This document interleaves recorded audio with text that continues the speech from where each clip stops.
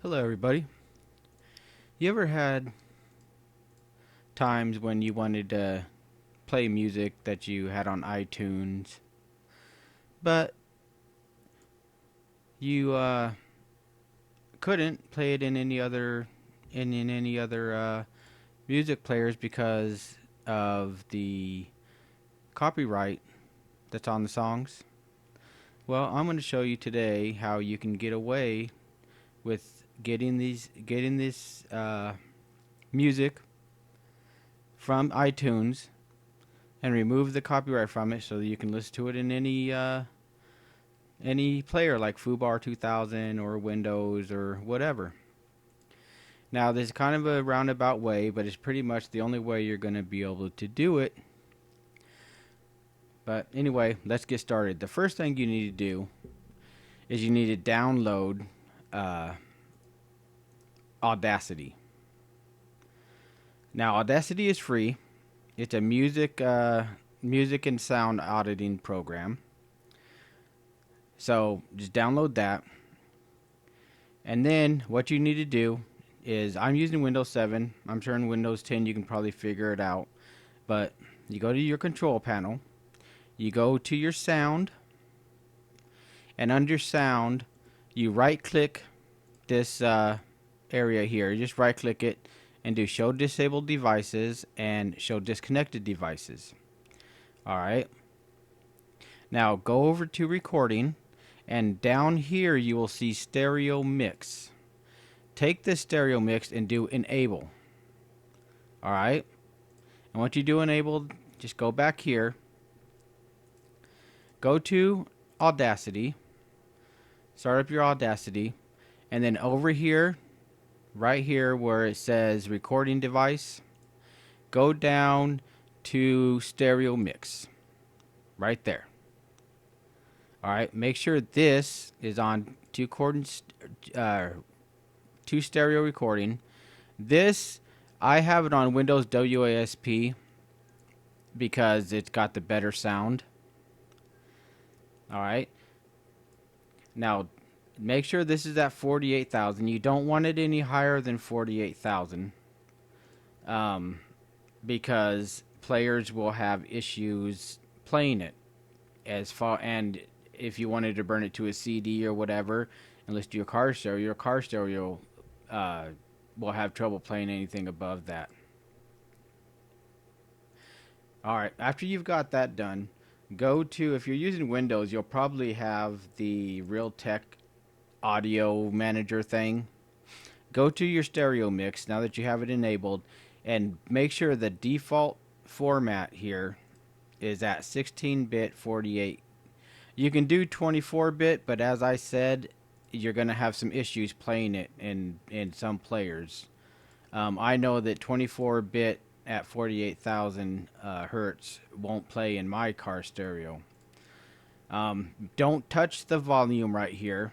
That's a big thing because you're gonna run into issues where when you hear it, it's gonna kind of amplify the sound a little bit, so it's gonna sound kind of muddy in the background. That the sound's gonna sound muddy, or it's gonna sound like it's being played on really bad speakers that can't handle the amount of power that's going to them. I'm sure you know what I mean. But anyway, make sure you don't have any equalizer or anything going because that will come through on your recording. Make sure the equalizer in iTunes isn't on. And then also make sure, go to your preferences and make sure you have your crossfade off. I put my sound enhancer all the way up, and then I put the audio as Windows Audio Session, which is the WASP, which is right here. And then put it at the highest that it will let you do it. And then you can do it 24 bits, all right, because this is going to record at 16-bit. But that will make sure that the music coming from iTunes is going to be a very high quality, so that when you're recording, you'll get high quality. All right. So I'm going to show you how to do this the easiest way. what you want to do is with Audacity, you want to use instead of using your mouse to like click record and then go over here and hit play, use your uh, keyboard shortcut for Audacity. Make sure you have it selected and just press R and it'll start recording. And have your cursor over the play button on iTunes. And so we'll do one, and I'll show you how to do it, how it's done.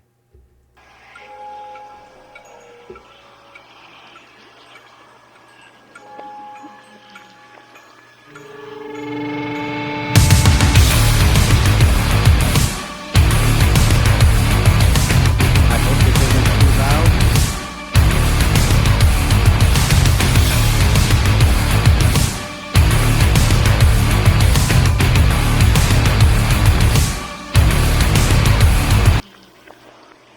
Okay, right when it gets to the 1 second, you'll want to stop your recording, because otherwise you'll start getting the next song into your recording. Oh yeah, I forgot to say, when you start the play of the song in order to record, what you want to do is you want to start it first, like this one. You want to start it first and then push so that it's queued up, push pause, and then take the slider and slide it all the way to the beginning to the zero marks right there.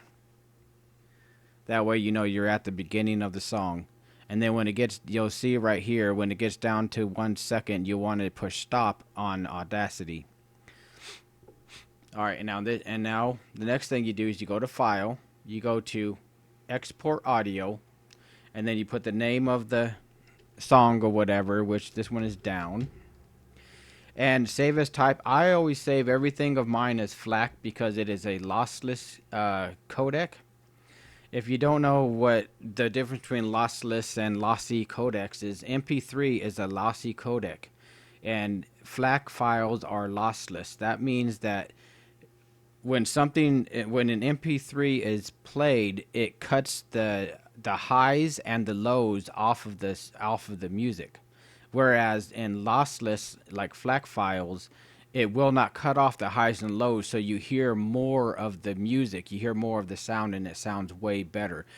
But the problem is that, and the reason why people use MP3 so often is because the size of a FLAC file is pretty substantial. Like this is 27 megabytes for a FLAC file, and this song is like 3 minutes long, I believe. 3 minutes 29 seconds. So you see if I think I have some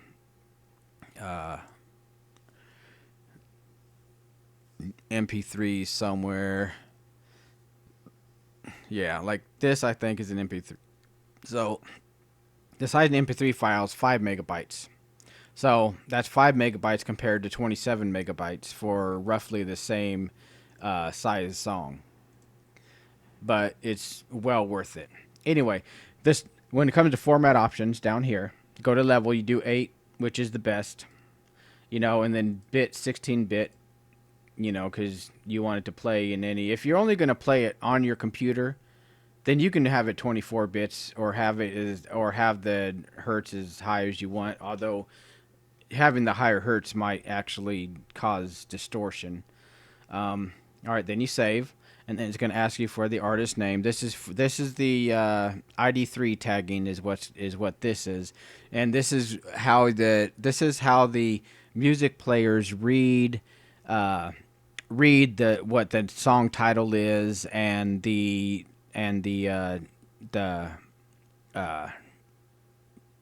artist and the album is the ID3 tags. If you didn't do any of this, then it would just save it, and it would just be a blank file, and you wouldn't know what it is.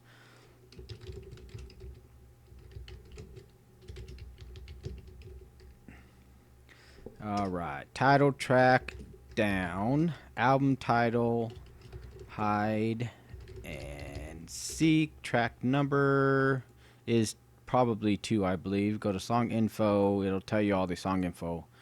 Everything right here. All right, track is 2. Year is 2012. You can put in the genre and everything. It don't really matter. But anyway, don't touch any of this stuff. That's all you need right there. And it's going to do this. That means it's creating the file. And right there it is right here. Now you just push play and it'll play on any... Let's turn it down because I don't want it really loud. It'll play on any music player you have. That's the VLC player. Let's open it with foobar. And there it's playing with foobar. So, yeah, that's how it's done. You can do it with any song. Make a playlist or whatever. If you have trouble with being able to stop it before the song's over, and you start getting you bleed in the next song or whatever, then just make a new playlist of that one song. Make sure you have the shuffle and the repeat off, and then when the song stops, it'll stop and it won't try to play any other song, and it won't try to replay the same song if you have those issues. But anyway, that's how it's done, and I hope you like it. Oh, also, when you're done recording the song or whatever,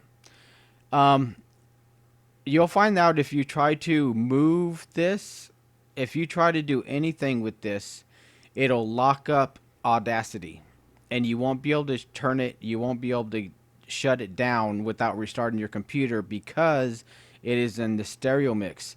Because right now this is inside of the audio card. This is not an audio file. It is inside the audio card itself. So if you try to change this, you're not going to be able to. It's going to lock everything up. So absolutely do not touch any of this at all. Don't try to change it. Don't try to shorten it. Don't try to add stuff to it. Don't do anything. Because this is not an audio file. It's not taking this from an audio file. This is taking it directly from the sound card. All right?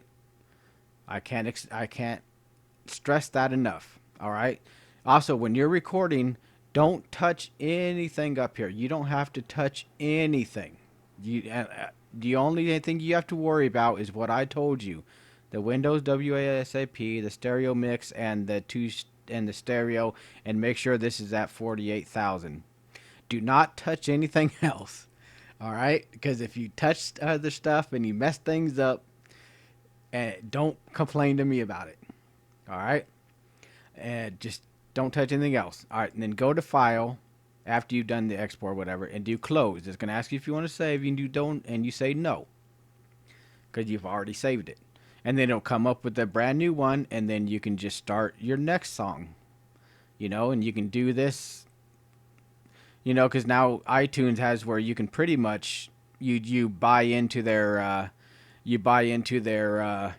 their program or whatever, and then you can get all the songs you want for free on your computer. You can download them, whatever, and you play them on your computer for free. You don't even have to pay for any of them. You just have to pay that, like that yearly or whatever monthly cost of like $5, I think is what it is, whatever. I can't remember. But anyway, I know it's kind of, you're not really supporting the artist by doing this, but the way I look at it is, you're saying fuck you to iTunes and their DRM bullshit, but I actually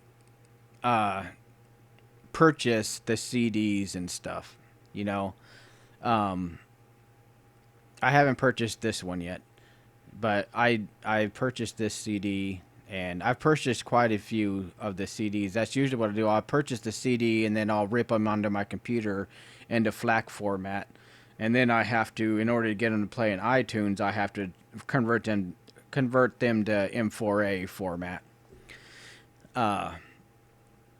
Anyway, so I hope you like it. I will have, I suppose I can put a link to Audacity in the description or whatever, but you can find it yourself. It's not that hard. I mean, it's free. It's a free program, and it's used a lot. So, anyway, thanks. Bye.